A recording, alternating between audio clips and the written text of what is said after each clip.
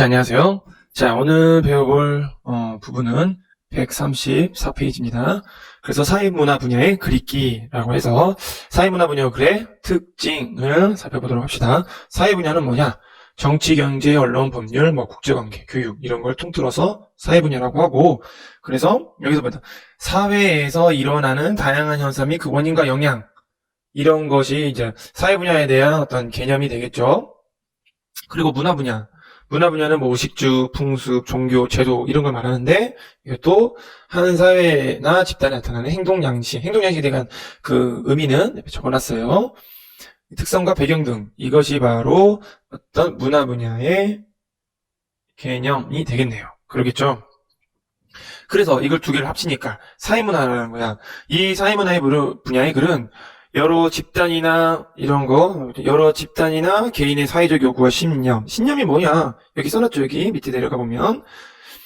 신념, 사회적 현상의 특성 등을 체계적으로 다룬다. 또한 있으면, 그러면 이게 사회문화의 부른 첫 번째로 어떤 사회적 요구와 신념, 그 다음 사회적 현상의 특성, 이런 거를 다루는 게 첫 번째고, 두 번째로는 역사적 인물 및 특정 사건과 관련된 사회문화적 맥락을 다룬다. 그럼 맥락은 뭐냐라고 하면, 여기 보면 제가 맥락의 의미를 써놨습니다. 그래서 이걸 하고 사회문화의 분야의 글을 읽음으로써 사회적 현상에 대한 인식의 폭을 넓히고 나아가 사회적 문제를 해결할 수 있는 방안을 마련할 수 있다. 이게 뭐요? 사회문화 분야의 글의 어떤 중요성, 가치. 이걸 뭐라고 했죠? 의의라고 할 수 있죠. 의의의 뜻은 어떤 중요성이나 가치를 말할 때 의의라고 말하죠. 그러면 비판적으로 읽기. 첫째, 글에 담긴 사회적 현상의 특성 및 이해와 관련된 사회적 요구와 신념. 이거 많이 봤네. 있지? 바로 이 내용. 사회 문화 분야의 글에 대한 여기 있잖아. 1번 부분이 이런 부분을 어떻게 비판적으로 이해한다. 왜? 비판적 읽기니까. 이해가 되겠죠? 그래서 사회 문화 분야의 글에는 각종 사회제도나 문화 여러 현상 등이 담겨 있는데 인구 문제나 환경 오염과 같은 사회적 문제라는 건 인구 문제나 환경 오염 이런 것이 사회적 문제라는 거야. 이런 게 많다. 따라서 이러한 사회적 문제 현상이 일어나게 된 배경, 특성을 이해하고 그것이 우리 사회에 미치는 영향을 살펴보며 읽어야 한다. 또한 사회 현상에 대한 필자의 관점이나 글에 담긴 사회적 요구, 어떤 신념 이런 것이 적절하냐. 이게 적절하냐 이거를 비판적으로 판단할 수 있어야 한다. 그럼 플러스 더 뭐 해달래? 사회적 현상에 대한 다른 관점이나 이런 요구는 없는지 생각해보고 새로운 대안을 모색해 볼 필요가 있다. 그래서 첫째. 둘째, 역사적 인물 많이 나왔네. 바로 여기 두 번째, 여기 해당하는 거겠지. 여기 해당하니까 역사적 인물과 특정 사건을 다루는 글의 경우 이거 사회문화적 맥락에 유념하여 비판적으로 읽는다. 맥락 어떤 관계나 연관 이것을 유념해야 한다. 유념 깊이 간직해서 깊이 생각을 해봐야 한다는 거. 유념하며 비판적으로 읽는다. 사회문화적 맥락을 어떻게 파악하느냐에 따라서 인물이나 어떤 본질이 다르게 해석된다. 따라서 그거를 이 문화적 맥락을 고려해서 어떤 인물, 사건의 인물, 그렇지 인물이나 똑같이 의미를 비판적으로 이해해야 한다. 아울러 이 동일한 역사적 인물이나 사건을 다룬 다양한 관점의 글을 읽어서 어떤 비판적으로 판단해야 한다. 라는 거예요. 여기 보면 전학해서 다 써줬어. 정학을 지키고 사도 이 나머지 것들 성리학 외에 나머지 배척하시며 내거리 비율 양이 서양 오랑캐를 낮잡아 이르는 말이죠. 진범하였는데 화친을 주장하는 건 외국인이다라는 글을 새겨 경계하셨으니 흥망 이 우려를 하지 않겠습니까? 그러니까 여기는 이 척화비에 대해서 한 거야? 칭송한 글이죠. 그러죠? 필자는 그래서 어떤 사도로 배척하고 사도 여기 있지? 유학을 지키고자 하는 위정척사파는 뭐다? 통상을 반대의 어떤 통상수교 거부의 입장을 취하고 있다. 그래서 얘는 이 민족자죠. 의식은 적절한 현실을 평가할 수 있다. 왜? 열강으로부터 잇따른 침략을 받았다는 거. 그러나 여기 나오는 거지. 우리 아까 얘기했잖아. 다양한 관점 읽어봐야 한다는 거. 그러나 이러한 인식은 서양을 침략적인 대상으로 규정하고 있고 세국정책이 뭐냐? 교육을 하지 않는 거. 이걸 강화함으로써 이 선진 문물을 받을 수 있는 기회를 놓치게 됐다. 라면서 비판할 수도 있다. 다양한 해석이 있다라는 거죠. 이처럼, 그럼 이제 나오네. 이제 중요한 거 나오겠네. 이처럼. 자, 요약해주세요. 요약을 하면, 그 당시 사회적 문화적 이념을 유념, 아까 깊이 생각해봐야 하고, 이를 바탕으로 다양한 관점에서 의미를 살펴보면서 비판적 이해. 지금 다양한 관점으로 봤잖아요. 그지? 아시겠죠? 이해할 수 있어야 한다. 자, 그러면 평균의 시대가 가고 있다. 라는 부분 한번 봅시다. 자, 평균의 시대가 가고 있다. 주어진 자료들 대표하는 값으로 가장 유명하고 많이 사용되는 것이 무엇이다? 평균이다. 한 집단을 평가할 때 또 다른 집단과 비교할 때 평균이 유용한, 유용하다라는 말은 뭘 유용하다라는 거야? 한 집단이 평가하고 또는 다른 집단과 비교할 때 유용하다라는 거잖아. 그지? 그래서 이 부분이 바로 유용성이 되겠죠. 그지? 딱 유용하다, 수단이 된다 하니까 이렇게 이해할 수 있는 거. 그러나 평균이 그러나 여기서부터 좀 뭔가 중요한 말이 나오겠죠. 잘 반영하는 대표값이라고 판단하기 위해서는 다양한 변수, 어떤 가변적인 요인, 어떤 양상 먼저 검토하는 것이 필요하다. 그럼 변수, 양상 이런 말들이 조금 핵심 키워드로 나올 수 있네요. 그지? 이걸 검토해야 한다. 이런 점을 고려하지 않고 평균을 대표값, 이거 대표값으로 삼으면 사실을 잘못 이해할 수 있고 나아가 섣부르게 어떤 결정을 내린 경우에는 어떤 결과? 부정적인 결과를 초래할 수 있다. 그러니까 여기서부터 그러나부터 여기까지는 어떤 문제를 제기를 하고 있네요. 그죠? 평균값 어떻게 잘못 활용하면 문제성 생깁니다. 이런 얘기지. 그럼 예를 들면 쉽게 이제 설명을 해준 거지. 주방에서 일하는 한국인들의 평균 키 맞추어. 일률적으로 만들어진 개수대는 모든 대상의 평균에 따라 행동하라고 강요하는 것이다. 이렇게 만들어진 개수대는 많은 사람이 이용하며 불편을 느끼는. 그렇죠. 선생님이 키가 크다 보니까 선생님도 차라리 개수대 이용하는데 굉장히 불편합니다. 이는 그리스 신화에 나오는 프로크루스테스의 침대. 그래서 이게 뭔가 해서 자세하게 써놨어요.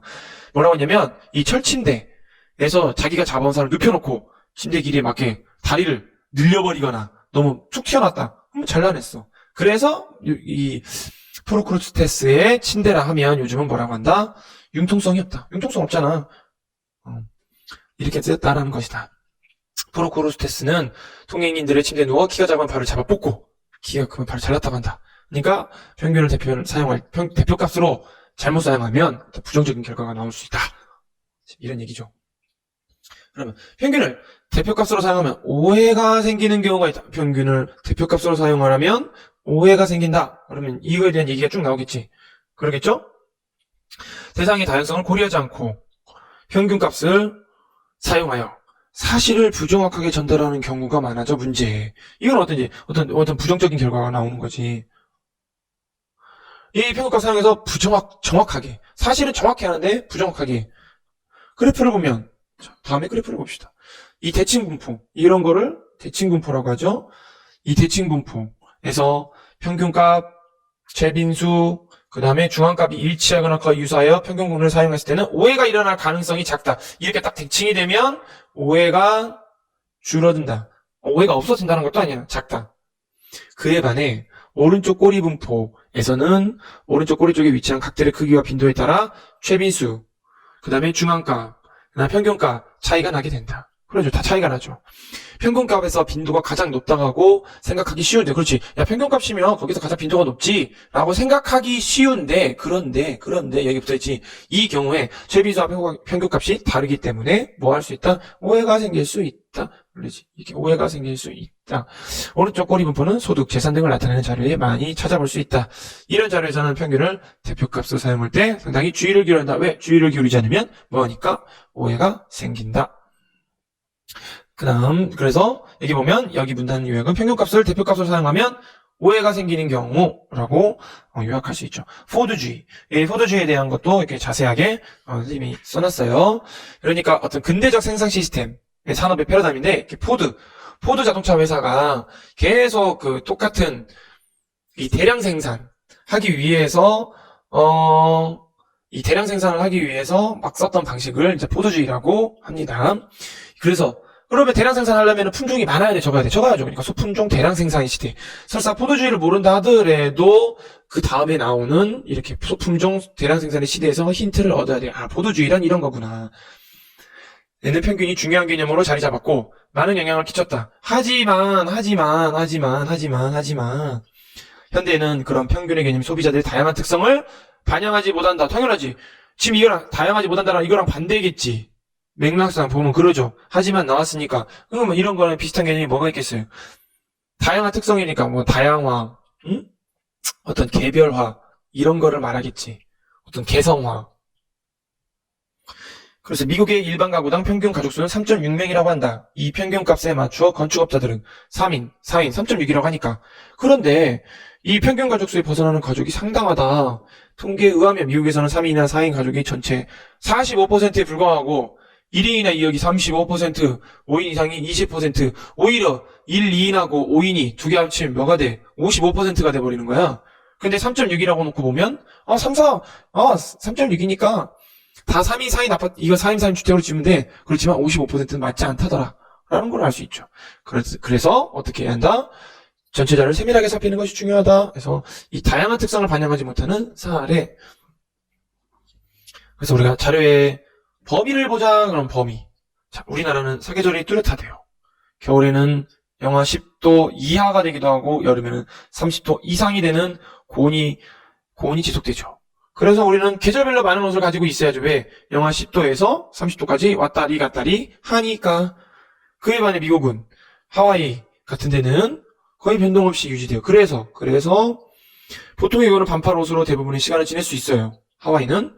근데 미국 하와이 지역의 사람이 우리나라 연평균 기온이 12.5도라는 말만 들었다면 어떤 생각을 할까? 자신이 사는 지역에 비해 1년 내내 추운 곳이라 생각하진 않을까? 아, 여긴 내내 추운데 아니야? 12.5도면 맨날 긴팔 입어야겠네? 라고.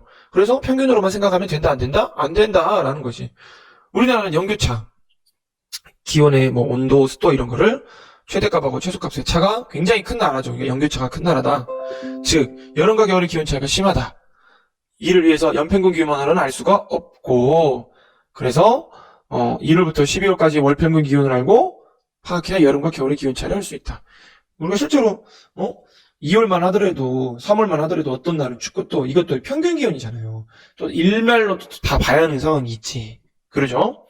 그렇다면 그 말이 여기 나오네. 월평균 기온만으로 충분할까? 그렇지 않을 수 있어요. 왜? 환절기에 감기 환자가 많아진다. 그럼 우리는 뭐야? 일교차도 살펴봐야 한다는 거야. 여기는 하루지, 하루. 여기는 1년 동안 측정한 거고, 이거는 하루 동안에 변하는 거.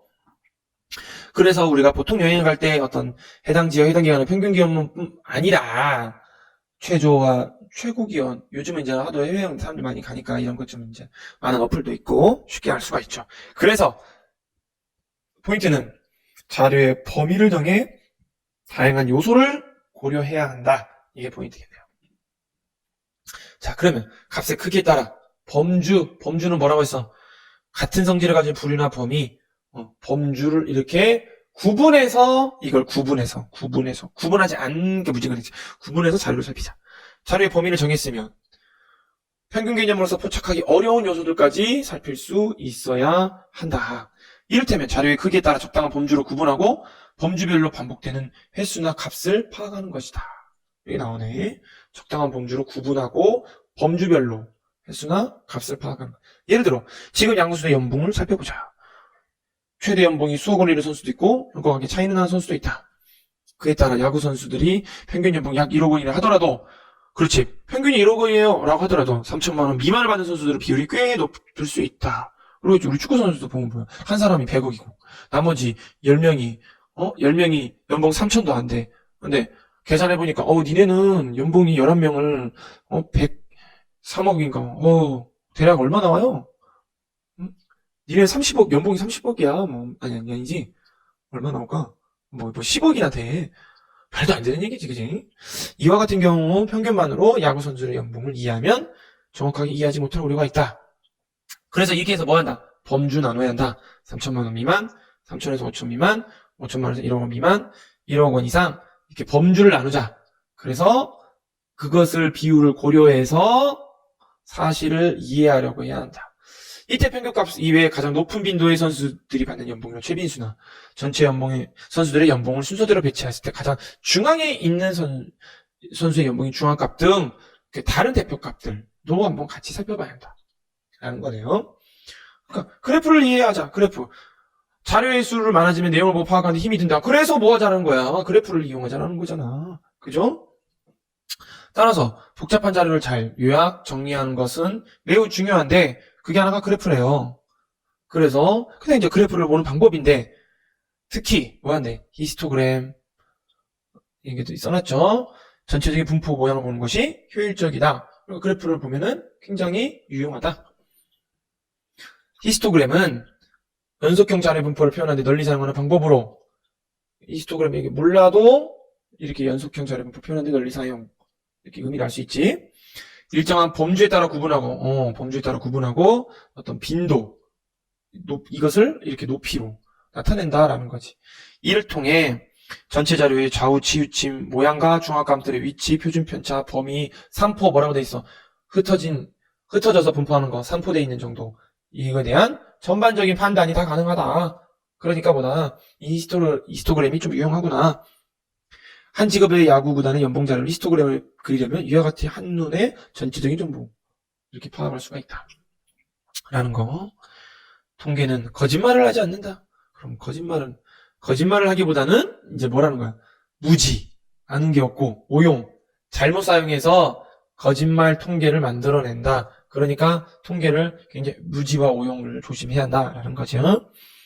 올바른 판단은 사실을 기반으로 해야 하고, 그렇죠? 사실은 숫자로 표현될 때 객관적으로 관찰될 수 있다. 그렇기 때문에 수치된 자료들의 값을 단순하게 더하고 나누어서 평균을 내는 것이 숫자의 장난이 될 수 있음에 유의해야 한다.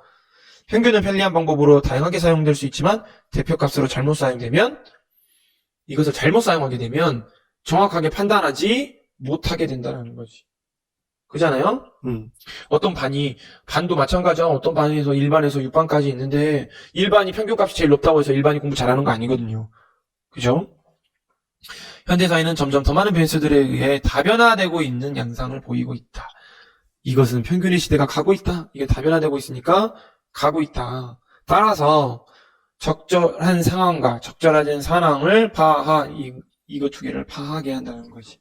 하고 세분화해서 이해하고 분석해야 한다. 라는 얘기가 나왔죠. 각 보면 어떤 예시들을 잘 사용했고, 어떤 자료, 객관적인, 글을 사용해서, 객관적인 자료를 많이 사용한 글이다. 사례를 들어서 어떤 이해를 돕고, 어떤 시각 자료를 많이 활용을 했죠. 자, 그러면 정리지를 한번 살펴보도록 합시다. 정리지. 자, 첫 번째, 뭡니까? 평균을 대표값으로 사용할 경우 나타날 수 있는 문제점. 무엇을? 이거를 부정확하게 전달. 무엇을? 사실을. 그리고 평균이 대상의 어떤 다양한 특성. 반영하지 못하는 경우가 많더라. 평균만으로 섣불리 어떤 결정을 내리는 경우에는 굉장히 안 좋은, 부정적 결과를 초래할 수 있더라. 그래서 전체 자료의 다양한 무엇을 살펴야 한다? 변수와 어떤 양상을 세밀하게 살펴봐야 한다. 그래서 어떤 범위를 고려해야 한다. 크기에 따라 범주를 구분해서 사야 한다. 또 마지막에 그래프를 그려야 한다. 라는 거예요. 그럼 범위를 고려해야 하는 이유. 문제 상황하고 고려할 상황을 사례를 통해서 잘 설명하고 있죠. 이해를 돕고 있죠. 사례를 통해서. 그래서 우리나라는 일교차가 크기 때문에 평균 기온만으로는 정확한 정보를 얻을 수 있다? 없다. 그래서 우리는 어떻게 한다?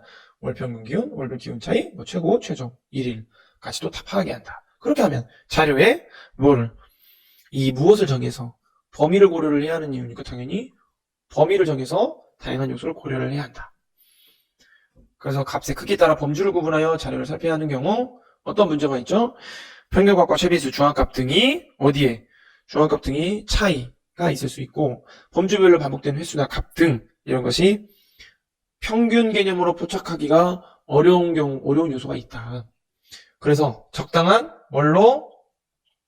범주로 구분해서 얘기를 해야 한다. 자, 그래프를 그려야 한다.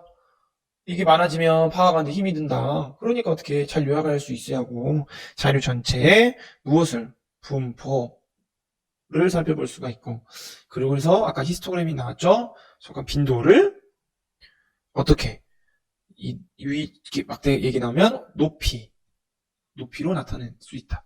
전체 자료의 좌우 치우침 등의 어떤 모양과 중앙값 등의 위치, 표준 편차, 범위 등 이런 것들이 3포에 대한 전반적인 판단이 가능하다라고 해서 평균의 시대가 가고 있다.